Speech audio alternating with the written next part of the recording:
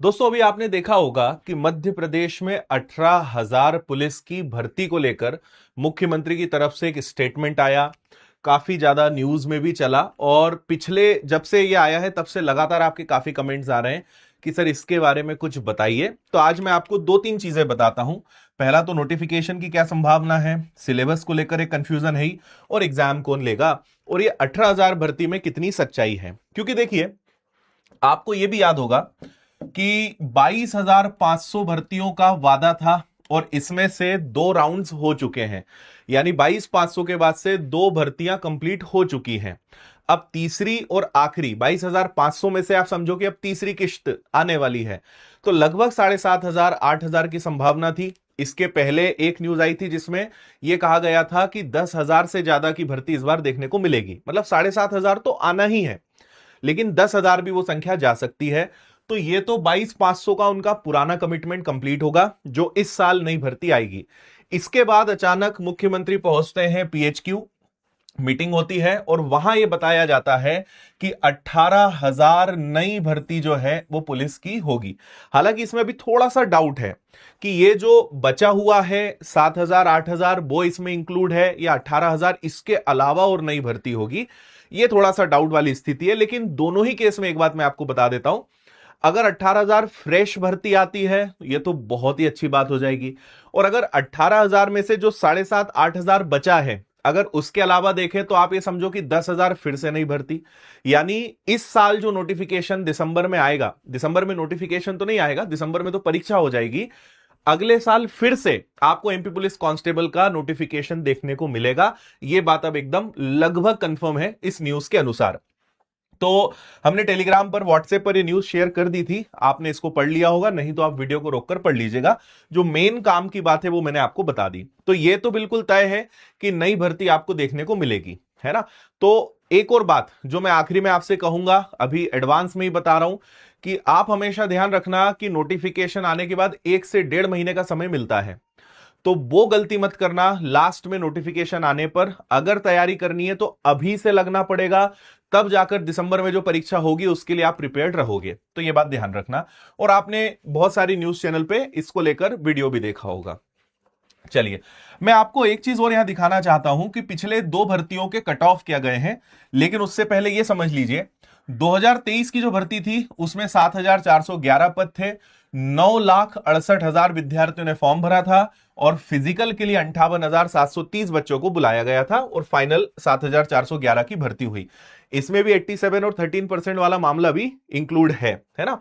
अब अगर आप यहां पे देखेंगे तो स्पेशल आर्म्ड फोर्स जो होता है ना, यानी जो दो प्रकार की यहां पे कैटेगरी हो जाती है, एक जिनके पास शस्त्र रहते हैं और एक आप कह सकते हो जनरल ड्यूटी, जिसको हम डीईएफ कहते हैं, डिस्ट्रिक्ट एग्जीक्यूटिव फोर्स। तो यहां पे एसएएफ में केवल पुरुष यानी मेल को लिया जाता है, तो उनका कट ऑफ आप देख सकते हो। और ये मैं बात कर रहा हूं 200 में से, है ना, 200 नंबर में से आप एक कट ऑफ देख सकते हो, जिसमें 100 नंबर का रिटर्न एग्जाम था, 100 नंबर का फिजिकल था। अगर डीएफ के लिए देखेंगे तो कैटेगरी वाइज आप यहां पे देख सकते हो क्या क्या कट ऑफ गया है। तो कट ऑफ तो अच्छा है, मतलब आप ये समझिए कि रिटर्न और फिजिकल 200 में से आपको लगभग, अगर आप यूआर के हैं तो 160 का टारगेट आपको कम से कम करके चलना पड़ेगा और उसके अकॉर्डिंग बाकी। अगर 2023 का कट ऑफ में दिखाऊं तो 2023 में 7,500 भर्ती, 9,78,000 फॉर्म भरे गए, पिछले साल से भी ज्यादा, और 59,438 को बुलाया गया फिजिकल के लिए। और कट ऑफ देखोगे तो कम हुआ है ना। कट ऑफ 200 में से इस बार आप देखोगे तो एसएएफ का यहां 153 है, यहां 140 है, यहां पे मेल का 157 है, यहां 141 है, यहां पे फीमेल का 143 है, यहां पे 120 है। तो पिछले साल कट ऑफ काफी कम गया था। उसके पीछे रीजन कंपटीशन नहीं था, उसके पीछे रीजन था पेपर थोड़ा सा टफ आया था पिछले एग्जाम के मुकाबले। 2023 से 2025 में पेपर का लेवल ज्यादा आया था, इसलिए कट ऑफ कम गया है ना। तो तैयारी तो हर केस में आपको करनी पड़ेगी, कंपटीशन जबकि ज्यादा था, फॉर्म भरने वालों की संख्या ज्यादा, वैकेंसी में कोई बहुत फर्क नहीं है, 7,400 7,500, लेकिन फॉर्म भरने वालों की संख्या आप देखिए 968 से 978 हो गई। पर कट ऑफ गिरा क्योंकि पैटर्न के साथ थोड़ी छेड़छाड़, थोड़े बदलाव किए गए थे और फिर बाजी उन्होंने ही मारी जो पहले से तैयार थे, जिन्होंने आखिरी के 1-2 महीने पढ़ाई करी वो कुछ भी नहीं कर पाए। है ना। तो ये कट ऑफ आप ध्यान रखिएगा। अब जो नई भर्ती आने की संभावना है, तो दिसंबर में तो भाई एग्जाम हो जाएगा। लगभग उम्मीद है कि 7,500 इसमें कांस्टेबल के पद आएंगे। 1,041 जो है एसआई और सूबेदार के नए पद भी आने वाले हैं। ये फिर से एक नोटिफिकेशन आपको देखने को मिलेगा।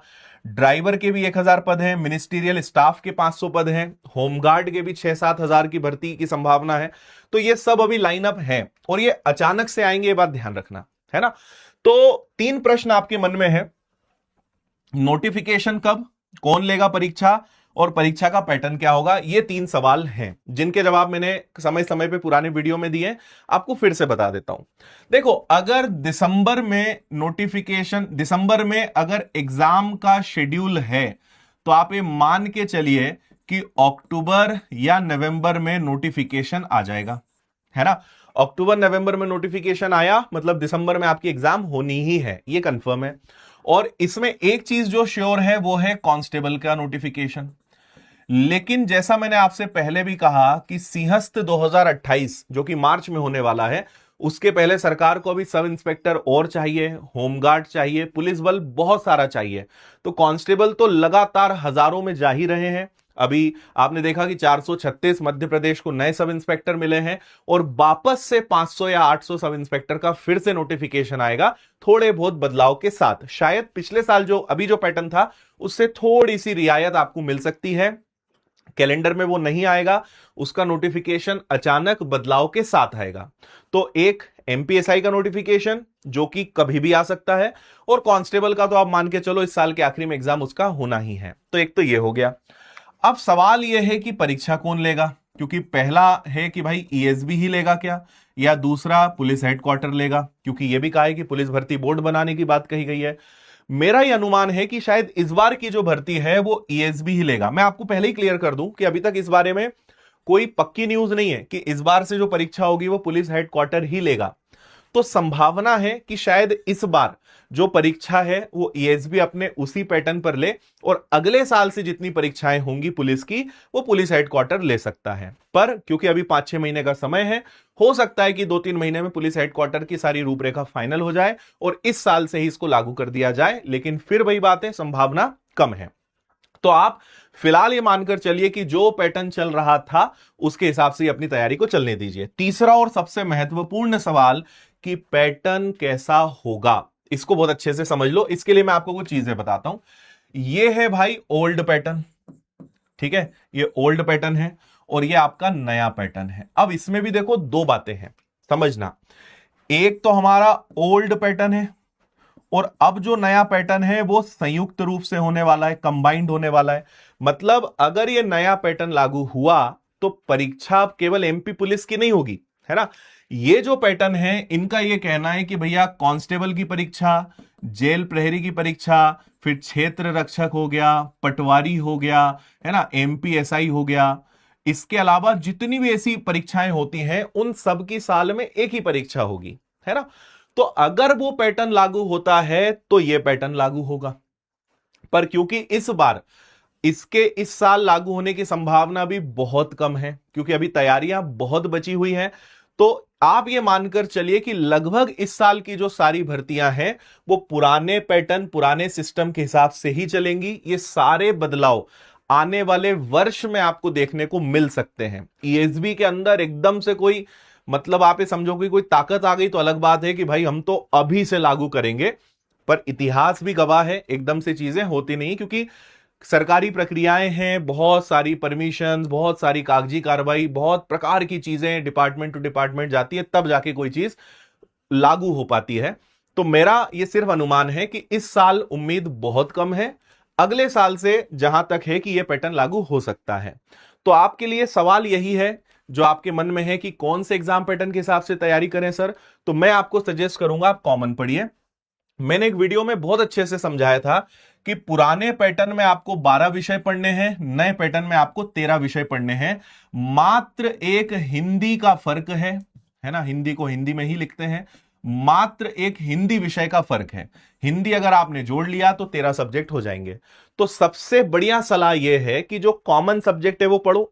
हमने जितने हमारे कांस्टेबल वाले बैच के 7.0 वाले बच्चे थे उन सबको हिंदी विषय फ्री में लाइव दे दिया, और नए वाले बैच में तो हिंदी हम पढ़ा ही रहे हैं। तो आप इस बात को समझो जो मैंने पहले भी कहा कि मैथ्स उधर भी है इधर भी है, रीजनिंग भी है, जीएस भी है, साइंस भी है, एमपी जीके भी है, कंप्यूटर भी है, करंट अफेयर्स भी है, स्टैटिक जीके भी है, इकोनॉमिक्स भी है, ये सब यहां भी है वहां भी है।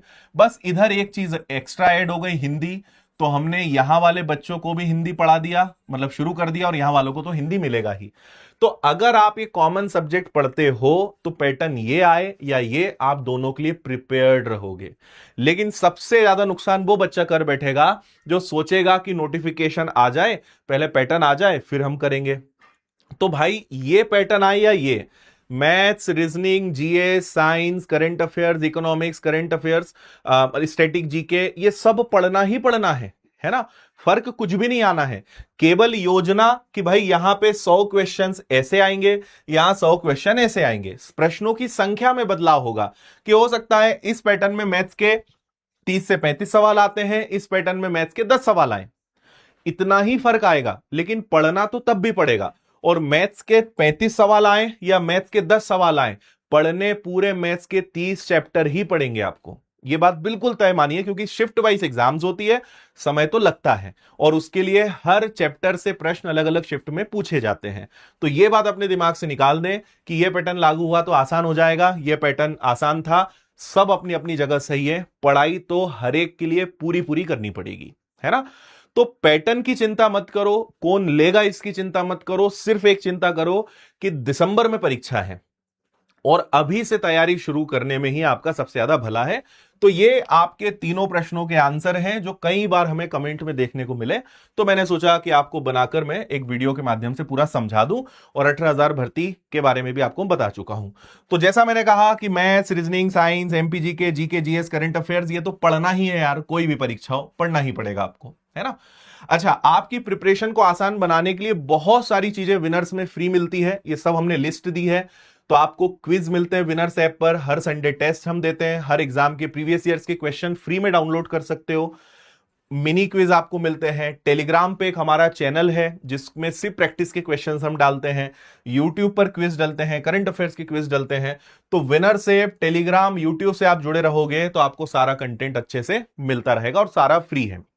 और अगर अच्छे से तैयारी करनी है तो दो ऑप्शन आपके पास है। पहला, एमपी पुलिस का स्पेशल नया बैच ज्वाइन कर सकते हो, 8.0 999 फीस है, बहुत शानदार तरीके से इसमें आपकी पढ़ाई हो जाएगी। इसकी टेस्ट सीरीज भी उपलब्ध है, इसके लिए पूरा बुक्स वाला सेट भी उपलब्ध है। और अगर आप चाहते हो कि एक बार पूरे एग्जाम्स की बढ़िया तैयारी हो जाए तो मेरा उसमें सजेशन है व्यापम फाउंडेशन ज्वाइन करना। तो जो नया पैटर्न आएगा, जितने विषय आएंगे, सब कुछ इसके अंदर आपको पढ़ने को मिलेगा। तो ये आपके लिए सबसे फायदे का सौदा रहेगा, है ना। बाकी टेस्ट सीरीज भी आपको मिल जाएगी, ब्रह्मास्त्र टेस्ट सीरीज, और किताबों का पूरा सेट है, कैलकुलेशंस के बैचेज हैं, मैथ्स का बैच है, रीजनिंग का है, किताबें हमारी कैलकुलेशंस को अच्छा बनाने के लिए, सिलेक्शन मास्टर कोर्स है। तो ये सब आपको विनर्स इंस्टीट्यूट ऐप पर मिल जाएगा। किताबें सभी जगह हैं, दिक्कत परेशानी है तो कॉल या मेल कर सकते हो, और ऑफलाइन आना है तो इंदौर आके आप पढ़ सकते हैं। बाकी विनर्स के साथ टेलीग्राम पर ये हमारे सारे चैनल्स हैं, और बाकी सभी जगह इंस्टाग्राम, फेसबुक, सब पे जुड़े रहें ताकि सारे अपडेट्स आपको मिलते रहें। उम्मीद है कि सारी जानकारी आपको स्पष्ट हो गई होगी। फिर भी अगर कोई प्रश्न है कमेंट करिए, अगले वीडियो में आपको उसकी जानकारी दूंगा। थैंक यू, जय हिंद।